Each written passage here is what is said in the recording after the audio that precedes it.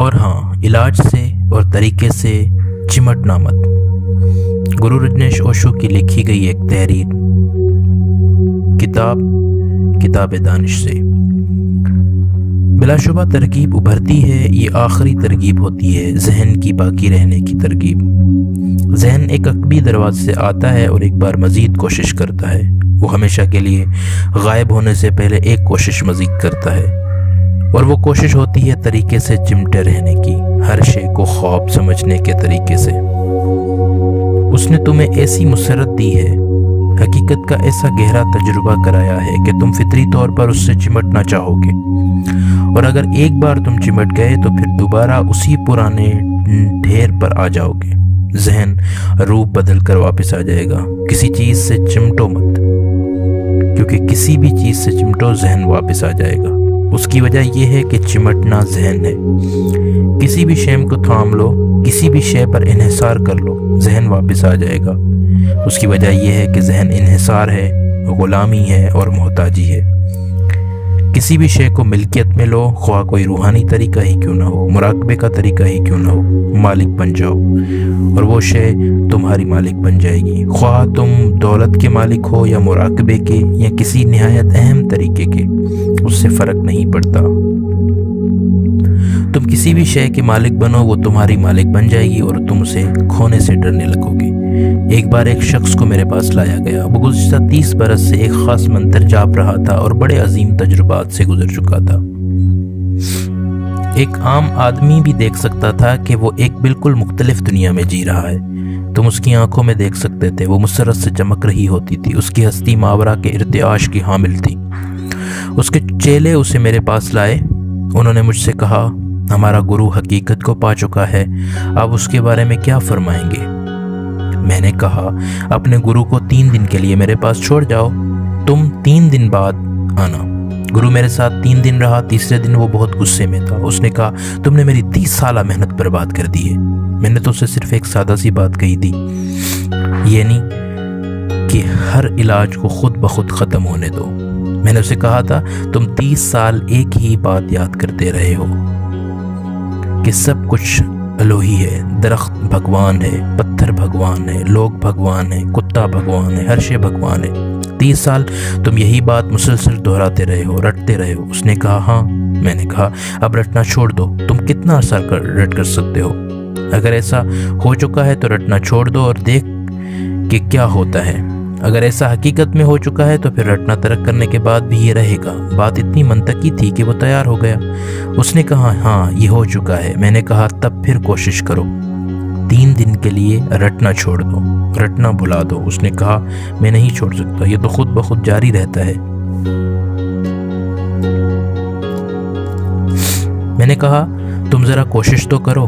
رٹنا ترک کرنے میں 2 دن لگے، 48 گھنٹے۔ ترک کرنا مشکل تھا، یہ عمل خود بخود جو ہونے لگا تھا۔ 30 سال کے عرصے میں رٹنے کا عمل بہت پختہ اور خودکار ہو چکا تھا، تاہم 48 گھنٹوں کے اندر اندر یہ عمل ترک ہو گیا، اور تیسرے دن کی صبح وہ بہت غصے میں تھا۔ اس نے کہا، یہ تم نے کیا کر دیا ہے؟ ساری مسرت غائب ہو گئی ہے۔ میں تو بہت عام سا محسوس کر رہا ہوں، مجھے ویسا ہی محسوس ہو رہا ہے جیسا 30 سال پہلے سفر شروع کرنے سے پہلے محسوس ہوتا تھا۔ وہ غصے اور غم میں چلانے لگا، اس کی آنکھوں سے آنسو بہنے لگے۔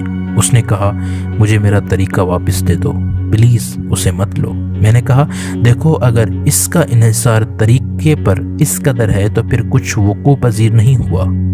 یہ محض ایک سراب ہے کہ جسے تم نے مسلسل رٹ رٹ کر تخلیق کیا ہوا ہے۔ یہ کچھ نہیں، محض اپنے آپ کو ہپنوٹائز کرنا ہے۔ تمام عظیم گرو کہتے ہیں کہ ایک دن تمہیں طریقے کو ترک کرنا ہوگا، جتنا جلد تم اسے ترک کرو گے اتنا بہتر ہے۔ جس لمحے تم گیان پا جاؤ، جس لمحے تمہیں آگہی عطا ہو، فی الفور طریقے کو ترک کر دو۔ تیسرے نقطے میں دشا نے کہا تھا، نازائیدہ آگہی کی نوعیت کا تجزیہ کرو، اور فوراً چوتھے نقطے میں اس نے کہا، ہر علاج کو خود بخود ختم ہو جانے دو۔ اب تجزیہ مزید نہیں کرنا ہے، ذہن سے مزید کام نہیں لینا، مزید یہ بات یاد نہیں کرنا ہے کہ سب خواب ہے۔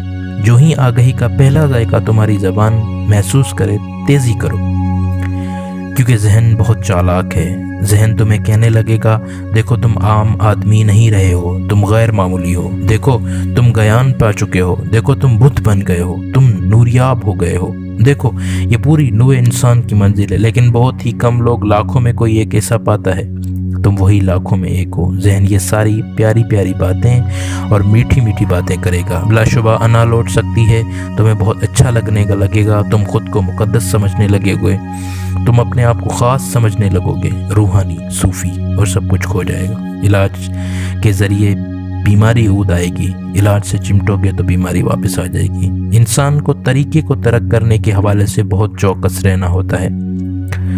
جب تم کچھ پالو تو فوراً طریقے کو ترک کر دو, وگرنہ تمہارا ذہن طریقے سے چمٹنا شروع کر دے گا. وہ تم سے بہت منطقی انداز میں کہے گا طریقہ ہی اہم ہے. گوتم بدھ ایک حکایات بار بار سنایا کرتے تھے.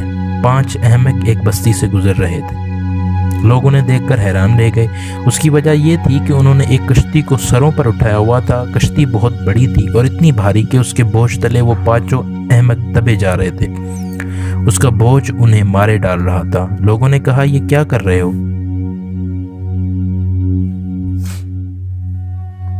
انہوں نے کہا ہم اس کشتی کو چھوڑ نہیں سکتے. اس کشتی کے ذریعے ہی تو ہم پرلے کنارے سے ادھر والے کنارے تک آئے ہیں. ہم کیسے اسے چھوڑ سکتے ہیں؟ اسی نے تو ہمیں یہاں پہنچایا ہے. یہ نہ ہوتی تو ہم پرلے کنارے ہی پر مر گئے ہوتے. وہاں رات ہونے والی تھی جبکہ وہاں درندے موجود تھے. یقینی بات تھی کہ صبح ہوتے ہوتے ہم موت کی گھاٹ اتر چکے ہوتے.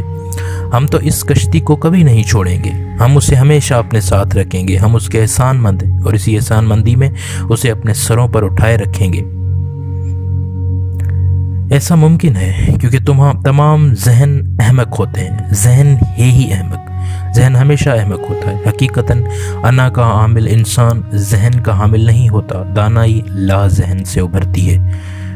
صوفیہ کرام پہلے انسان کو لا ذہن بناتے ہیں, اس کے ذہن کو خالی کرتے ہیں. حماقت ذہن ہے, لا ذہن دانائی ہے. ذہن علم پر, طریقوں پر, دولت پر, تجربے پر انحصار کرتا ہے. ذہن کو ہمیشہ سہاروں کی ضرورت ہوتی ہے. یہ خود سے برقرار نہیں رہ سکتا. اسے اپنے سہارے تو یہ ڈھہ جاتا ہے. بس ذہن کی واپس آنے کی آخری کوشش تب ہوگی جب تم گیان پا جاؤ گے. وہ کہے گا دیکھو ہم تو پہنچ چکے ہیں. جس لمحے تو کوئی تم میں کہے ہم پہنچ چکے ہیں, محتاج ہو جاؤ. اب تمہیں ہر قدم پر بے حد محتاط رہنا ہے. ہر قدم نہایت احتیاط سے اٹھانا ہے. ہر علاج کو خود بخود ختم ہونے دو. پلیز علاج سے اور طریقے سے چمٹو مت. جے کرشنا مورتی اسی بات پر زور دیتا ہے. تاہم یہ اس کا پہلا گر ہے, اسے چوتھا ہونا چاہیے. یہی وہ غلطی پر ہے. یہ پہلا صفتر نہیں ہو سکتا. تم اس طریقے کو کیسے ترک کر سکتے ہو جسے تم نے اپنایا ہی نہ ہو؟ تم اسی طریقے کو ترک کر سکتے ہو جسے تم استعمال کر چکے ہو. اتشیا زیادہ سائنٹیفک ہے. تاہم میں سمجھتا ہوں کہ وہ اس پر زور کیوں دیتا ہے. اس کی وجہ یہ ہے کہ وہ ڈرتا ہے اگر تم پہلے 3 سوتروں میں کھو گئے تو چوتھے تک کبھی نہیں پہنچ پاؤ گے. تم پہلے 3 طریقوں میں رہ گئے تو چوتھے کو نہیں پہنچ سکو گے. بہت سے لوگ بنیادی باتوں میں کھو جاتے ہیں. بہت سے لوگ طریقوں ہی میں کھو جاتے ہیں. بس وہ محتاط ہو گیا ہے. وہ 5 احمق کشتی سر پر اٹھائے ہوئے تھے اور جے کرشنا مورتی دوسرے کنارے پر لوگوں کو تعلیم دے رہے. کشتی میں مت بیٹھو. اس قدر احتیاط. اس کی وجہ یہ ہے کہ اگر تم کشتی میں بیٹھ گئے تو کون جانے تم کشتی سر پر اٹھانے لگو. چنانچہ کشتی میں مت بیٹھو. اور بہت سے لوگ ہیں جو کشتی میں بیٹھنے سے ڈرنے لگے ہیں. تاہم کشتی میں بیٹھنے سے ڈرنا بھی ویسی ہی حماقت ہے. فرق کوئی نہیں ہے. جو انسان کشتی میں بیٹھنے سے ڈرتا ہے وہ اس شخص جیسا ہی ہے جو کشتی کو سر پر اٹھائے ہوئے ہے. وگرنہ ڈرنے کی کیا ضرورت ہے. میرے چند پرانے دوست جے کرشنا مورتی کے پیروکار ہیں. ایک روز انہوں نے مجھ سے کہا ہم یہاں آنا چاہتے ہیں لیکن ہم ان طریقوں سے ڈرتے ہیں جن کی تم تعلیم دیتے ہو. طریقے تو بہت خطرناک ہوتے ہیں. طریقے صرف تبھی خطرناک ہوتے ہیں جب تم آگاہ نہیں ہوتے. بصورت دیگر انہیں خوبصورت انداز سے استعمال کیا جا سکتا ہے. کیا تم کشتی کو خطرناک سمجھتے ہو؟ نہیں. اگر تم بہت احسان مندی میں اسے ساری عمر سر پر اٹھائے رکھنے کا سوچ رہے ہو تو وہ خطرناک ہے. بصورت دیگر وہ محض ایک وسیلہ سفر ہے جسے استعمال کے بعد ترک کر دینا چاہیے. سارے طریقے کشتیاں ہوتے ہیں. कि जिन्हें छोड़ देना होता है। इस्तेमाल करो और छोड़ दो, इस्तेमाल करो और कभी मुड़कर पीछे ना देखो, ज़रूरत ही नहीं है, वरना तुम पुजारी बन जाओगे और तुम बिदअतों में फंस जाओगे और तुम गलत तरीकों के पीछे दौड़ने लग जाओगे, क्योंकि तुमने एक तरीके की पूजा करना शुरू कर दी है। ये हैं इंतहाएं। एक इंतहा पर वो 5 अहमक हैं और दूसरी इंतहा पर जय कृष्णमूर्ति के पैरोकार हैं। मेरा फ़लसफ़ा है कि कश्ती को इस्तेमाल करो, जहन को इस्तेमाल करो, खूबसूरत कश्तियों को इस्तेमाल करो, जितनी खूबसूरत कश्तियों को इस्तेमाल करना मुमकिन हो इस्तेमाल करो, लेकिन उस आगाही के साथ कि जब किनारे पर पहुंच जाओगे तो कश्ती को छोड़ दो और उससे चिमटो मत। बिल्कुल इसी तरह जहन को इस्तेमाल तो करो, लेकिन इस्तेमाल करने के बाद उस जहन को अपने दूसरे जहन पर सवार मत होने दो।